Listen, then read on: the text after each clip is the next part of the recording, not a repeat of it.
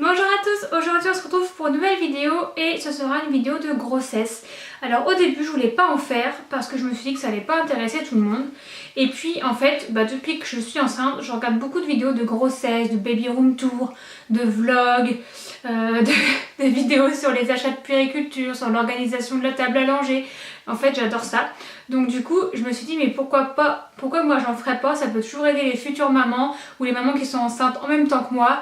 Donc je me suis dit que j'allais en faire quand même et puis ceux qui ne sont pas enceintes ou ceux que ça n'intéresse pas ne les regarderont pas et puis c'est tout. Donc ce sera une vidéo qui va parler de mon premier trimestre. Bon j'en suis au troisième, je suis un peu à la bourre mais vu que je suis arrêtée, que je ne travaille plus, j'ai le temps de faire ces vidéos là.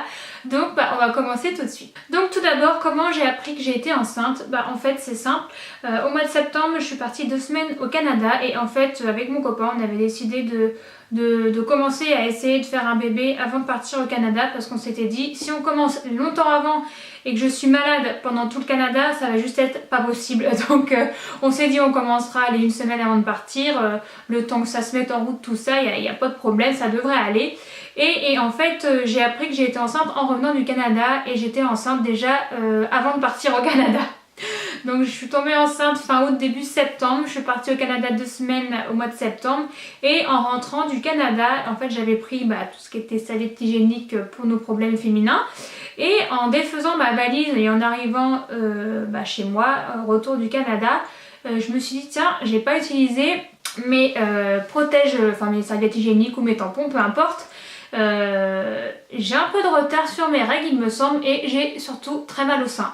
Mais vraiment mes seins étaient hyper sensibles, j'ai touché, j'ai effleuré à peine, ça me faisait mal alors que ça m'était jamais arrivé et je me suis dit je suis sûre que je suis enceinte. J'ai eu 0 nausée pendant le Canada, j'ai eu 0 symptômes pendant le Canada et j'ai eu trop la chance parce que j'ai vraiment pu profiter de mes vacances. En plus on a fait beaucoup de routes, on a beaucoup changé d'endroit, on a fait énormément de choses. Donc je suis contente, j'ai eu 0 nausée, rien du tout, c'est vraiment en rentrant que je me suis rendu compte que j'avais pas mes règles, que j'ai mal au sein et puis voilà. Donc je suis allée chercher un test de grossesse qui s'est révélé positif, donc forcément on était hyper heureux parce qu'en plus ça a marché archi vite. Donc on n'a pas eu le stress d'attendre plusieurs mois de savoir si ça allait marcher ou pas, donc ça c'était vraiment top. J'avais vraiment peur de ça, c'est quelque chose qui me stressait assez, pourtant je stresse pas trop dans la vie en général. Mais ça c'est quelque chose qui me faisait peur. Donc j'ai fait ce test de grossesse qui s'est révélé positif. Du coup j'ai pris rendez-vous chez mon médecin pour qu'il me prescrive la prise de sang pour être sûre que j'étais bien enceinte parce que des fois il y a des faux positifs dans les tests de grossesse. Donc avant de partir au Canada je suis allée voir mon médecin pour lui dire que nous souhaitions avoir un enfant avec Romain et il m'a mis sous acide folique. En fait l'acide folique c'est une espèce de vitamine qui est bonne pour le bébé et qui aide aussi à la construction de toutes les cellules du fœtus quand il se met en place et il faut en fait en prendre quand vous décidez de commencer à essayer de faire un bébé, il faut en prendre, c'est vraiment conseillé. Donc du coup c'est mon ami qui m'avait dit ça, donc je suis allée voir mon médecin qui m'en a prescrit. Je suis partie au Canada, j'en ai pris tous les jours pendant le Canada et quand je suis revenue j'étais enceinte, donc du coup il m'a dit que je pouvais continuer un petit peu pendant 1 mois, donc j'ai continué et voilà. Donc j'ai fait ensuite ma prise de sang qui était positive. Donc une fois que ma prise de sang était positive, j'ai appelé la maternité de là où j'habite pour prendre rendez-vous avec un gynéco et en fait là on m'a dit que les gynécos ne consultaient pas, que c'était des sages-femmes qui suivaient les femmes enceintes et qu'en fait on ne voyait un gynéco que s'il y avait un souci pendant la grossesse ou pendant l'accouchement. Donc c'est une sage-femme qui me suit tous les mois. Donc je l'ai rencontré une première fois en fait pour l'écho de datation. Donc c'est une échographie où en fait on va regarder et on va dater la grossesse. Donc on va dater votre date de début de grossesse et votre date d'accouchement selon en fait le dernier jour vos dernières règles et aussi selon la taille de ce qu'il voit à l'écran. Donc j'y suis allée avec Romain, évidemment je pouvais pas aller à la première écho toute seule, de toute façon c'était juste impensable. Bon du coup ça a coupé parce que ma carte était pleine, j'ai dû la vider, enfin bref je sais plus où j'en étais du coup. Oui donc j'en étais à l'écho de datation où je suis allée avec Romain et où là ça a été vraiment quelque chose de fou, quelque chose de magique. En fait on s'attendait à voir un petit truc rond mais pas formé et on a vu un bébé déjà bien formé avec la tête, le corps, les jambes, les bras et ça on s'attendait pas en fait à voir déjà notre bébé formé, notre bébé ressembler à un vrai petit être humain à ce stade là. Donc ça a été un choc mais en même temps ça a été tellement beau, tellement magique, enfin on s'en rappellera toute notre vie je pense, c'était vraiment génial. J'ai fait mon écho de datation le 28 octobre, donc ça faisait déjà un mois, presque 2 mois que j'étais enceinte. Donc en fait il avait eu le temps déjà de commencer à se former, ce petit fœtus. Donc non, franchement c'était top. Et puis bah on était vraiment hyper heureux, notre sage-femme elle était top, franchement elle est super gentille. Donc non, vraiment on était très contents. Ensuite j'ai eu le rendez-vous du premier trimestre, donc l'échographie du premier trimestre. Sachez que vous avez 3 échographies normalement, donc une au premier, une au deuxième et une au troisième trimestre. Moi j'ai la chance dans ma maternité, c'est que en plus j'ai des rendez-vous donc de suivi de grossesse tous les mois, mais ça c'est comme tout le monde. Et pendant ces rendez-vous, ma sage-femme me fait une échographie pour écouter le cœur, pour être sûre que tout va bien. Donc j'ai la chance de voir mon bébé tous les mois et en plus les jours des échographies. Ce que ça ne se fait pas dans toutes les maternités. Par exemple, je sais que j'ai des maternités autour de moi qui ne font pas d'échographie au suivi de grossesse. Du coup bah les femmes enceintes voient leur bébé que 3 fois pendant la grossesse. Mais je trouve ça tellement frustrant. Je trouve ça tellement long déjà entre chaque mois, je trouve que c'est hyper long. J'ai tellement hâte de revoir mon bébé, de revoir les échographies, d'entendre son petit cœur battre, que je me dis que celles qui n'ont le droit de le voir qu'à chaque écho trimestriel, ça doit être hyper long. Et honnêtement, moi ça me rassure de voir mon bébé tous les mois, que ma sage-femme regarde si ça va bien, si elle bouge bien, si son cœur bat, ça me rassure de savoir que ma sage-femme vérifie ça tous les mois. Et je pense que ça doit être hyper frustrant et hyper pas rassurant dans les hôpitaux où ils ne font pas ça. Enfin bref, j'ai bien choisi ma maternité, je suis vraiment très contente pour ça. Donc j'ai eu mon écho du premier trimestre 2 semaines après mon échographie de datation, donc ça a été très rapproché, donc j'ai pu voir mon bébé en très peu de temps, donc c'était cool. J'y suis aussi retournée avec Romain.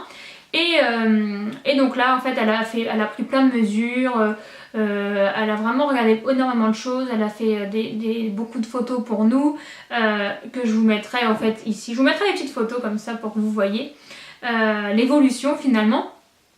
Donc elle a pris beaucoup de photos, beaucoup de mesures et je sais plus exactement, elle a écouté son cœur, je me rappelle plus, elle a fait tellement de choses que je me souviens plus exactement de tout ce qu'elle a fait. Et en fait aussi c'est à ce moment là qu'elle a mesuré en fait la clarté nucale. Donc en fait c'est la longueur, l'épaisseur de la nuque qui en fait va vous donner un aperçu et qui permet de vérifier si oui ou non votre enfant peut être atteint de trisomie 21.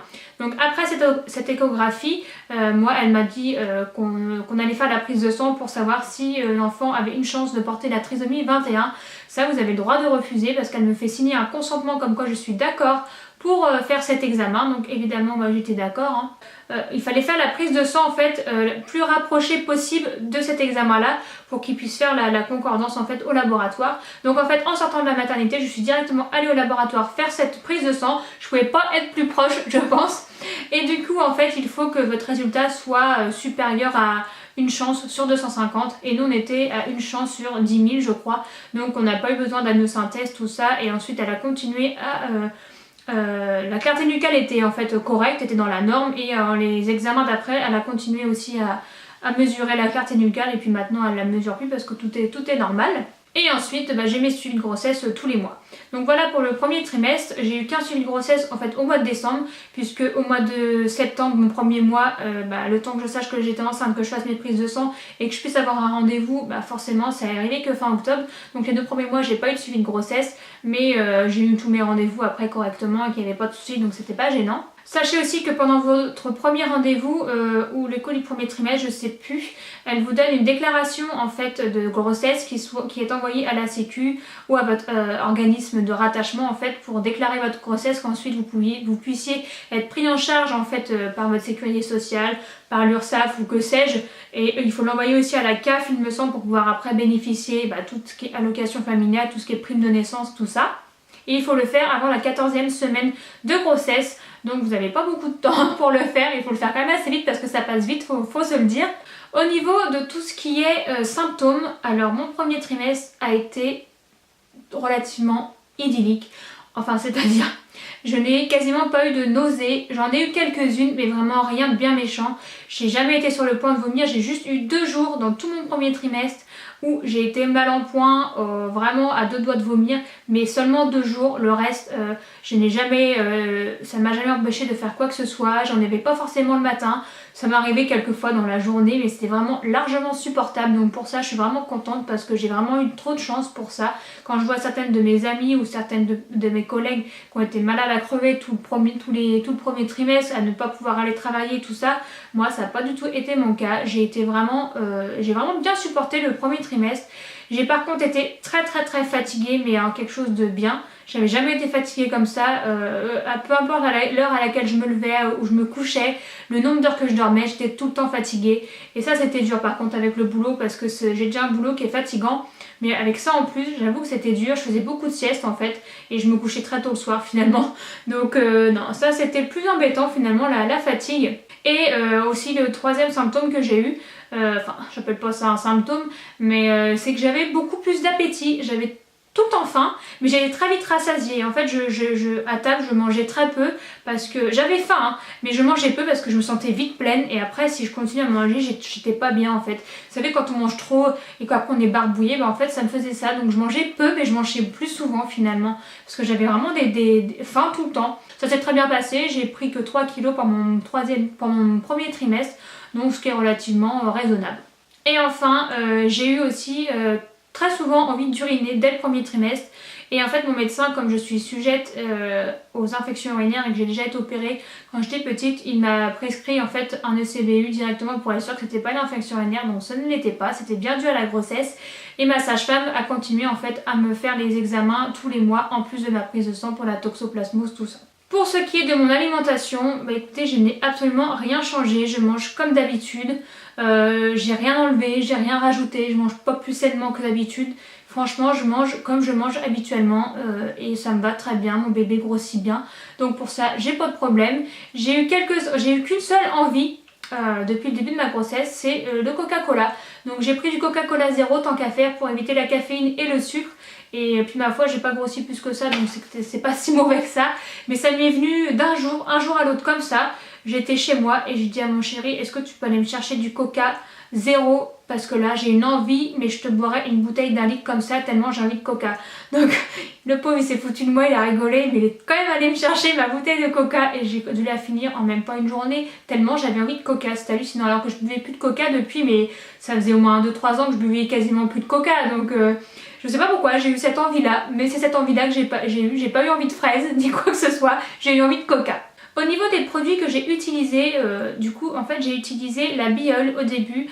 J'ai commencé en fait, dès que j'ai appris que j'étais enceinte, à mettre de l'huile sur mon ventre, sur ma poitrine, sur mes hanches, parce que je voulais que ma peau soit déjà hydratée dès le début et que comme ça elle soit déjà bien élastique au moment où j'allais prendre du ventre, notamment de la poitrine et des hanches.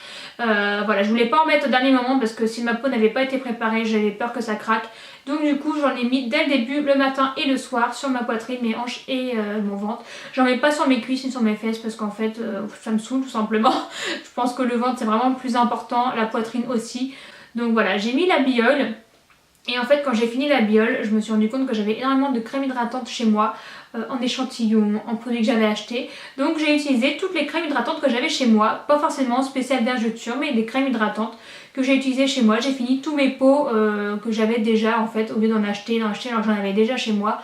J'ai utilisé tous mes pots, j'en ai utilisé plein de différentes. Et écoutez, pour le moment ça se passe très bien, je n'ai toujours pas de vergeture, donc je croise les doigts. Pour ce qui est de l'annonce de la grossesse, avec mon copain on voulait attendre Noël.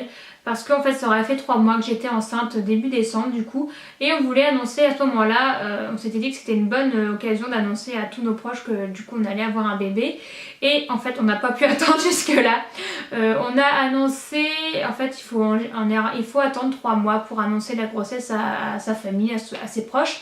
Parce qu'avant il y a toujours le risque de fausse couche. Donc c'est vrai que ça fait peur et en fait c'est au bout de 12 semaines qu'on peut l'annoncer et nous on a attendu je crois jusqu'à la 10e semaine et on s'est dit oh c'est bon, on le dit, on n'en peut plus, il faut qu'on le dise à tout le monde, on a tellement envie de le dire à tout le monde, de le crier sur tous les toits, on peut plus attendre, on n'attendra pas Noël, c'est trop long. Donc on l'a annoncé, ça faisait à peu près 10 semaines que j'étais enceinte. Et puis bah voilà, ma foi, tout s'est bien passé, j'ai pas fait de fausse couche, donc j'ai eu de la chance. Et voilà, donc bah, tout le monde était content évidemment et c'était top. Pour tout ce qui est des activités sportives, je suis pas très sportive, faut le savoir, mais je fais de la pole dance en fait une fois par semaine et j'en ai fait encore pendant tout mon premier trimestre jusqu'à ce qu'en fait que je prenne du ventre. J'ai continué la pole dance parce que c'était pas, tant que c'est pas brutal, tant que c'est pas violent, tant que vous ne risquez pas de grosses chutes, en fait vous pouvez continuer à faire le sport que vous faites habituellement. Mais j'avais quand même demandé à ma sage-femme si je pouvais continuer. Elle m'avait dit bah pour l'instant il n'y a pas de problème. Si tu ne chutes pas, s'il n'y a pas de risque que tu te prennes de coups, tu peux continuer. Donc j'ai continué tout mon premier trimestre et j'ai arrêté en fait parce que ma prof a arrêté pendant les vacances de Noël et je n'ai pas repris après les vacances de Noël, donc début d'année de cette année. Comme je commençais à prendre du ventre et que j'étais assez fatiguée, j'ai décidé de ne pas reprendre la pole dance. Et aussi pour me suivre et puis pour... c'est un petit plus en fait, j'ai téléchargé une application sur mon téléphone, donc ça s'appelle Baby Center, qui vous suit en fait tout au long de votre grossesse et qui toutes les semaines vous dit que vous en êtes à tant de semaines, votre bébé est à peu près de la taille de ça et fait le poids de ça. Votre bébé se développe comme ça cette semaine, pendant ce trimestre vous allez avoir ci, vous allez avoir ça, et en fait après vous avez plein de petits articles en lien avec la grossesse, des idées de prénoms, vous pouvez faire des self bidou, ils appellent ça comme ça, donc des photos de votre bidon. Et voilà, je trouve que c'est une application qui est vraiment très très bien faite, j'adore. Toutes les semaines j'adore voir ce qu'ils me disent sur ma nouvelle semaine qui commence, sur comment bébé se développe, si en fait ils nous disent ça y est, bébé commence à ouvrir les yeux, ça y est, bébé commence à bouger, ça y est, bébé commence à entendre des sons. Enfin je trouve ça vraiment très bien fait cette application et je vous la conseille. Je vous mettrai le lien dans la barre d'infos. Je sais pas s'il y a un site, écoutez, j'ai jamais regardé, je pense qu'il y a un site. Et il y a aussi en fait un forum dans cette application où les futures mamans ou les mamans peuvent parler entre elles, se poser des questions, se rassurer, et je trouve vraiment ça très très bien. Donc je voulais aussi vous en parler parce que ça pourra vous être utile si jamais vous êtes enceinte ou si vous voulez un enfant bientôt, voilà. Donc voilà. Au niveau des vêtements de grossesse, en fait au premier trimestre j'ai pas acheté grand chose, j'ai pu continuer avec les vêtements que je portais déjà. Il me semble qu'à la fin de mon premier trimestre, j'ai commencé à acheter des pantalons parce que les miens commençaient vraiment à être serrés et ça commençait vraiment à me gêner en fait au niveau du bouton et de la fermeture. Donc c'est à ce moment là que j'ai commencé à acheter des pantalons, mais sinon j'ai rien acheté d'autre au premier trimestre il me semble. Même pour bébé, tant que je ne connaissais pas le sexe, tant que j'étais pas sûre, on n'a rien acheté pour le bébé. On a juste acheté la poussette en fait au premier trimestre une fois qu'on a su que le risque de fausse couche était passé. Puisqu'on avait regardé sur le Bon Coin et il y en avait une qui était vraiment à un très bon prix et en excellent état. Donc voilà, c'est tout ce qu'on a acheté au premier trimestre. On a vraiment fait très très peu de folie au premier trimestre. En même temps, on n'est pas encore sûr à 100% que la grossesse va tenir. Il faut l'annoncer aux proches. Et puis on ne connaît pas le sexe, donc on n'a pas tellement envie de faire des achats. Finalement, c'est assez facile de se retenir. Donc voilà, je vais encore avoir parlé pendant 10 ans, comme d'habitude. J'espère que cette vidéo va plaire aux femmes enceintes ou aux futures mamans qui désirent avoir un bébé, qui désirent savoir du coup comment ça s'est passé pour moi. Voilà, je ferai une vidéo sur mon deuxième trimestre et sur mon troisième trimestre, bien évidemment. Si jamais vous voulez que je vous fasse aussi une vidéo sur... je pense que je ferai une vidéo sur ma valise de maternité, mon sac pour la salle d'accouchement, un baby room tour quand j'aurai fini la chambre de bébé. Et puis ce sera déjà pas mal je pense. Si vous avez d'autres idées de vidéos qui concernent la grossesse, n'hésitez pas à me le demander. Je verrai si je peux les faire ou pas selon mes capacités évidemment. Et puis n'hésitez pas à mettre un petit pouce en l'air si la vidéo vous a plu. Et puis sur ce, je vous fais plein de gros bisous. Bye bye!